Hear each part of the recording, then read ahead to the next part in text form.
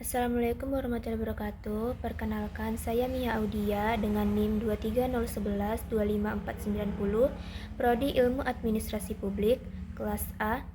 Tujuan saya membuat video ini untuk memenuhi tugas UAS dengan matkul akuntabilitas dan pengawasan publik dengan dosen Bapak Dr. Zulkarnai, SOS MSI. Masuk ke soal yang pertama, yaitu jelaskan framework dari akuntabilitas publik. Framework dari akuntabilitas publik terdiri dari beberapa komponen utama yang saling terkait, yaitu yang pertama, adanya aturan dan peraturan, yaitu berisi undang-undang yang merupakan landasan hukum yang mengatur penyelenggaraan pemerintahan dan mekanisme akuntabilitas. Kemudian adanya peraturan pemerintah, yaitu aturan turunan dari undang-undang yang lebih spesifik.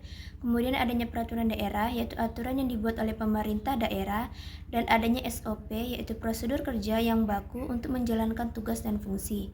Lalu yang kedua yaitu ada institusi, yaitu mencakup lembaga legislatif, yaitu membuat undang-undang, mengawasi pelaksanaan kebijakan pemerintah, dan menyetujui anggaran.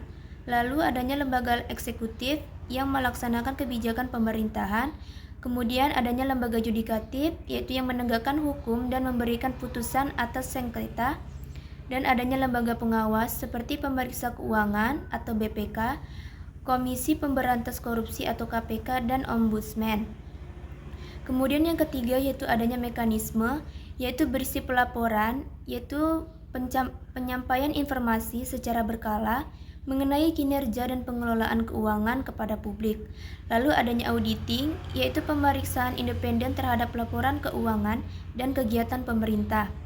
Lalu adanya partisipasi publik, yaitu keterlibatan masyarakat dalam proses pembuatan kebijakan dan pengawasan pelaksanaan kebijakan. Dan yang terakhir, dan adanya transparansi, yaitu keterbukaan informasi publik mengenai kegiatan pemerintah. Dan yang terakhir yaitu adanya indikator yang berisi kinerja, yaitu tingkat pencapaian target dan tujuan yang telah ditetapkan. Lalu adanya efisiensi, yaitu penggunaan sumber daya secara optimal. Dan adanya efektivitas, yaitu tingkat keberhasilan dalam mencapai tujuan. Masuk ke soal yang kedua, jelaskan bagaimana cara mengambil keputusan yang akuntabel bagi seorang PNS. Mengambil keputusan yang akuntabel bagi seorang PNS memerlukan proses yang terencana, transparan, dan berbasis aturan. Cara mengambil keputusan yang akuntabel bagi seorang PNS yaitu yang pertama dengan memahami peraturan perundang-undangan, kebijakan, dan SOP yang relevan untuk memastikan keputusan sesuai dengan hukum dan norma yang berlaku. Selanjutnya, mengumpulkan data dan fakta yang valid untuk menganalisis situasi secara objektif. Keputusan harus mempertimbangkan dampaknya terhadap masyarakat, instansi, dan pihak terkait lainnya dengan tujuan memberikan manfaat yang maksimal dan meminimalkan risiko. PNS juga harus melibatkan pemangku kepentingan yang relevan dalam proses pengambilan keputusan untuk memastikan transparansi dan legitimasi.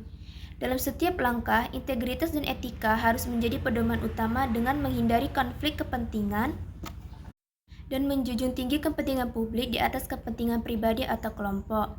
Lalu, membuat dokumentasi setiap tahapan proses termasuk analisis dan dasar hukum sangat penting untuk menunjukkan bahwa keputusan tersebut dapat diaudit dan dipertanggungjawabkan. Dan yang terakhir, seorang PNS harus siap mengevaluasi keputusan yang diambil dan melakukan koreksi jika terdapat kesalahan sehingga akuntabilitas tetap terjaga. Sekian yang dapat saya jawab dan saya jelaskan. Kurang dan lebihnya saya mohon maaf. Assalamualaikum warahmatullahi wabarakatuh.